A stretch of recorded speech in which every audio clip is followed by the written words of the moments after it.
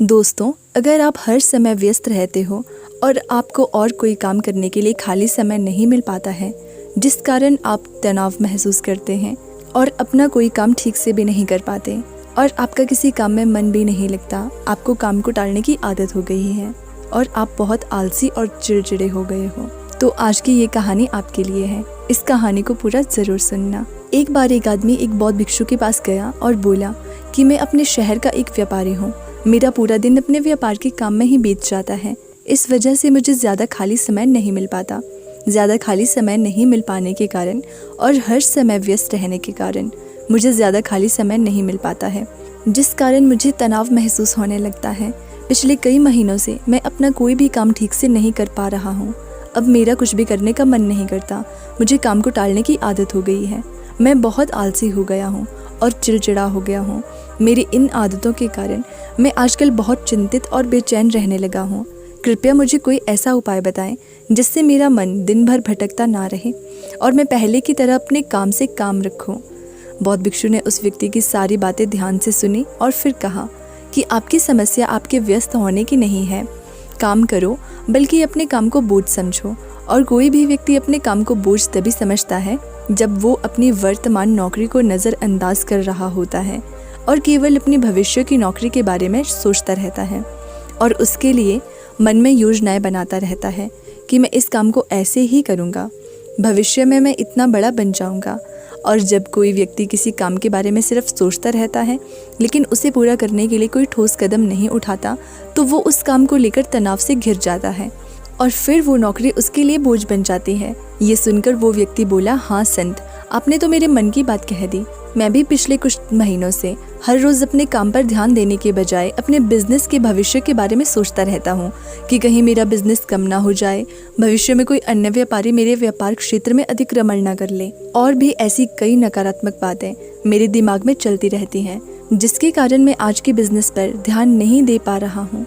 ये सुनकर बौद्ध भिक्षु ने कहा, हम अपने विचारों में जितनी बड़ी समस्याएं बनाते हैं, असल जिंदगी में समस्याएं इतनी बड़ी नहीं होती। आपको बस अपने आज पर ध्यान केंद्रित करने की जरूरत है, बाकी सब चीजें अपने आप ठीक हो जाएंगी। व्यक्ति ने कहा, संत, मैं ऐसा करने में सक्षम नहीं हूँ। मैं अपने आज के काम पर ध्यान केंद्रित नहीं कर पा रहा हूँ। मैंने बहुत कोशिश की, लेकिन मैं हर बार हार जाता हूँ। मुझे अतीत की गलतियों पर पछतावा होता है। मैं भविष्य के लिए योजनाएं बनाने लगता हूँ और फिर मेरा मन बेचैन हो जाता है। आप मुझे कोई रास्ता बताएं ताकि मैं आज पर ध्यान केंद्रित कर सकूं। लेकिन मैं ध्यान योग नहीं कर पाता और ना ही मैं कोई बड़ी साधना कर सकता हूँ, इसलिए आप मुझे कोई आसान तरीका बताएं। बौद्ध भिक्षु ने कहा कि ठीक है, आज मैं तुमको ऐसे 10 छोटे छोटे तरीके बताने जा रहा हूँ जिन्हें आप अपने दैनिक कार्यों के साथ कर सकते हैं। ये तरीके सुनने में बहुत छोटे लगते हैं, लेकिन अगर आपने पूरी शिद्दत से इनका पालन किया तो कुछ ही दिनों में आपको इनके सकारात्मक परिणाम दिखने लगेंगे और आप कर पाएंगे अपना वर्तमान कार्य। और उस व्यक्ति ने वो व्यक्ति कहता है कि हाँ संत, आप मुझे वो 10 तरीके बताएं, मैं उन पर ज़रूर अमल करूँगा। बौद्ध भिक्षु कहने लगे, पहला तरीका है मन लगाकर खाना खाना। ज़्यादातर लोग खाना खाते समय उस पर ध्यान नहीं देते, बल्कि उनका ध्यान बातचीत करने पर होता है। कोई पुरानी सोच में खोया हुआ है या किसी देखने वाली चीज़ में खोया हुआ है, जिसके कारण खाना खाते समय भी उसका मन बेचैन रहता है, जबकि हमें खाने की थाली में उसकी खुशबू आती है कि थाली में क्या खाना परोसा गया है, खाना कैसा दिखता है।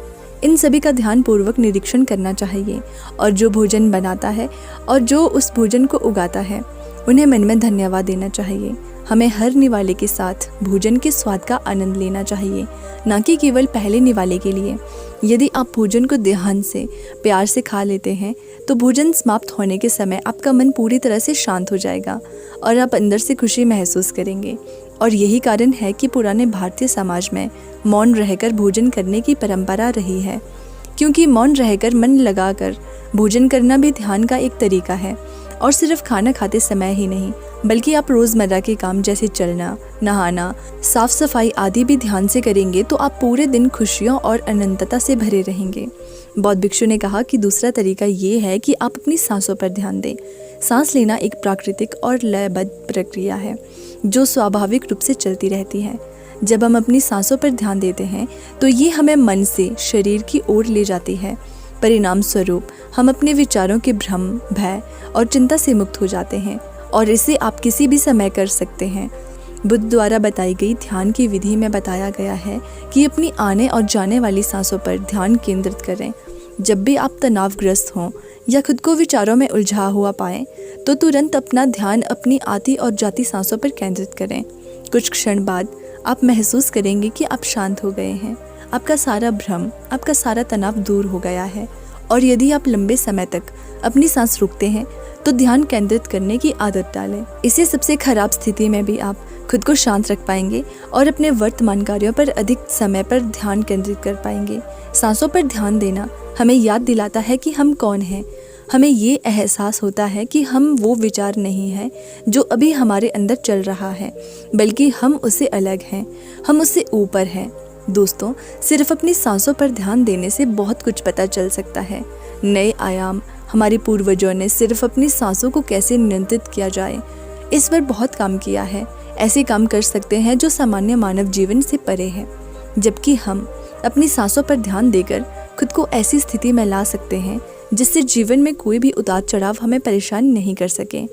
बौद्ध भिक्षु ने उस व्यक्ति से कहा कि तीसरा तरीका है अपनी इंद्रियों से जुड़ना। हमारे पास 5 इंद्रियां हैं: नाक, त्वचा, जीभ, कान और आँख। हमारे शरीर के प्रवेश द्वार हैं। लेकिन जब हम विचारों में खो जाते हैं तब हम अपनी इंद्रियों को महसूस नहीं कर पाते।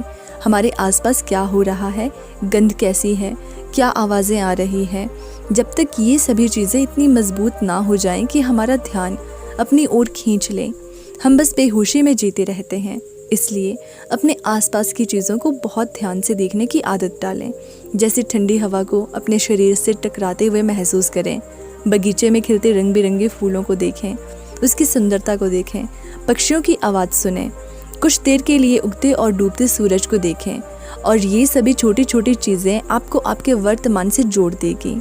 अगर आप अपने जीवन में शांति और आनंद का अनुभव करना चाहते हैं तो आपको अपने आसपास की चीज़ों पर ध्यान देना होगा। आपको एक पल रुककर देखना होगा, उन्हें प्यार से देखें और उन्हें महसूस करें। बौद्ध भिक्षु ने कहा कि चौथा तरीका ये है कि अपने मन में उठने वाली नकारात्मक भावनाओं का निरीक्षण करें। परेशान होना, निराश होना या गुस्सा आना इंसानों में आम बात है, लेकिन हमें ऐसी भावनाओं में नहीं बहना चाहिए। लेकिन जब भी हम ऐसा करते हैं, किसी तरह का हमारे अंदर नकारात्मक भावनाएं, तो हमें इन भावनाओं पर ध्यान देना चाहिए। जैसे जब आपको गुस्सा आता है या कुछ गलत करने का मन करता है, तो उस वक्त आपके मन में किस तरह के विचार उठ रहे हैं, तो थोड़ा रुकिए।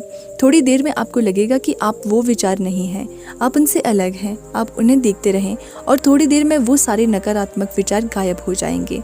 और अगर हर बार ऐसा करते हैं तो आप अपनी भावनाओं पर नियंत्रण करना सीख जाएंगे।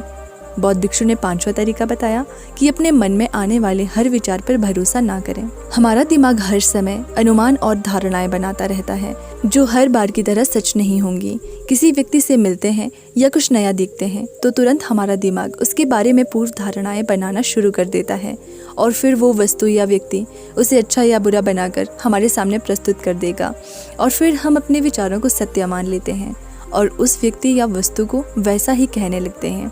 और कुछ लोग अपनी मान्यताओं को हल्के में ले लेते हैं और उस पर कायम रहते हैं, जबकि हमें प्रयास करना चाहिए स्वयं को किसी भी प्रकार की पूर्व धारणाओं से मुक्त रखना और पूर्ण जागरूकता के साथ चीज़ों को वैसे ही देखने का प्रयास करें जैसे वे वास्तव में हैं। हमें अच्छाई और बुराई का आवरण नहीं ओढ़ना चाहिए। यदि आप पूर्ण साक्षी के साथ वर्तमान में रहते हैं तो बिना किसी पूर्व कल्पना के कुछ भी देखें और सुने तो ये आपको शांत और तनाव मुक्त रखेगा। बौद्ध भिक्षु ने कहा कि 6वां तरीका ये है कि प्रतिदिन कुछ समय के लिए ध्यान का अभ्यास करें। ध्यान करने के लिए घंटों बैठने की आवश्यकता नहीं है। दिन भर में 10 मिनट का ध्यान भी जीवन में सकारात्मक प्रभाव डाल सकता है। प्रतिदिन ध्यान करने से हमारे जीवन में नई ऊर्जा, उत्साह, शांति और प्रेरणा आएगी। हम पूरे दिन अंदर से खुश और शांत महसूस करते हैं। रोजाना ध्यान करने से आप स्वाभाविक रूप से वर्तमान क्षण में जीना सीखते हैं। बौद्ध भिक्षु ने कहा कि 7वां तरीका ये है कि आपके पास जो कुछ भी है उसके लिए आभारी रहें। जीवन में खुशी लाने का सबसे आसान तरीका है धन्यवाद नहीं बल्कि आभार व्यक्त करना। केवल वही चीज़ें हमारे पास होती हैं जो हमें वास्तविक आनंद देती हैं, लेकिन जो हम पाना चाहते हैं हम उसे पाने का रास्ता भी देखना शुरू कर देते हैं, क्योंकि कृतज्ञता से भरा हृदय समस्याओं पर नहीं बल्कि समाधानों पर ध्यान केंद्रित करता है। आपके पास जो कुछ भी है उसके लिए अदृश्य सार्वभौमिक शक्ति को धन्यवाद देने से आपका जीवन जादुई रूप से बदल सकता है। आपको ये सोचना चाहिए कि आप कितने भाग्यशाली हैं कि आपके पास एक निश्चित चीज़ है। उदाहरण के लिए आपके पास है एक वंशानुगत व्यवसाय, और हम नहीं जानते हैं कि ऐसे कितने लोग हैं जो आपके जैसा व्यवसाय करना पसंद करेंगे, लेकिन उनके पास नहीं है। इसके अलावा आपको इसके लिए आभारी होना होगा कि आपकी थाली में भोजन है, जबकि दुनिया में लाखों लोग भूख से मरते हैं। साधु ने कहा कि 8वां तरीका है, किसी दूसरे व्यक्ति से बात करते समय उसकी बात ध्यान से सुने, बिना ये सोचे कि हमें उससे क्या कहना है या उसे कैसे जवाब देना है। आपको सामने वाले व्यक्ति की बात ध्यान से सुननी चाहिए। आपको सामने वाले से बात करनी है, ना कि उससे जवाब देना है। लेकिन जब आप किसी से बात करते हैं तो उसकी भावनाओं को समझने के लिए अपने कानों, दिल और आत्मा से उसकी बात सुने और समझें। ऐसा करने से उस व्यक्ति के साथ आपका रिश्ता मजबूत होगा, और ये आपके लिए अपना धैर्य और एकाग्रता बढ़ाने का भी एक अभ्यास है। और जब हम सुनते ज़्यादा हैं और कम बोलते हैं तो हम बहुत सारी परेशानियों से बच जाते हैं, जिससे हमारा मानसिक तनाव कम हो जाता है। और याद रखें, किसी भी व्यक्ति की बातों को ध्यान से सुनना उसका सम्मान करने का सबसे अच्छा तरीका है। बौद्ध भिक्षु ने कहा कि 9वां तरीका ये है कि अपने महत्वपूर्ण काम के लिए एक समय निर्धारित करें। आपको अपने दिन का कुछ समय महत्वपूर्ण कामों के लिए अलग रखना है, जैसे काम का समय, नहाने का समय, सफाई का समय, खाने का समय आदि। समय के साथ महत्वपूर्ण कार्यों का वितरण ये सुनिश्चित करता है कि चीज़ें बिना किसी रुकावट के नियमित रूप से होती हैं। दिन के सही समय पर सही काम करने से हमारे जीवन में अनुशासन आता है, और अनुशासन से जीवन में शांति और खुशी आती है। बौद्ध भिक्षु ने 10वां और आखिरी तरीका बताया कि जब भी आप कुछ करें तो अपनी रोज़मर्रा की गतिविधियों में जागरूकता लाने का प्रयास करें, इसलिए उसे वर्तमान में करने का प्रयास करें। हर बार आपका दिमाग अपने ही ख्यालों में खोया रहता है, लेकिन आपको खुद को वर्तमान में वापस लाना होगा, और आपको इसे हर बार तब तक करना है जब तक कि ये आपकी आदत न बन जाए। और साथ ही आप ये देखने की कोशिश करें कि उस काम को करते समय आपके अंदर किस तरह के विचार उठ रहे हैं। ये छोटा सा व्यायाम आपको वर्तमान में जीने में मदद करेगा। भिक्षु आगे कहते हैं कि शांति और आनंद कोई घटना नहीं है, बल्कि ये एक प्रक्रिया है जो हमारे जीवन के साथ चलती है। अगर हम सचेत होकर जीना सीख लें। इतना कहकर बौद्ध भिक्षु चुप हो गए और व्यापारी उन्हें धन्यवाद देकर चले गए। दोस्तों, उम्मीद करती हूँ कि आपको इस कहानी से बहुत कुछ सीखने को मिला होगा। इस कहानी में बस इतना ही। मिलते हैं अगली कहानी में।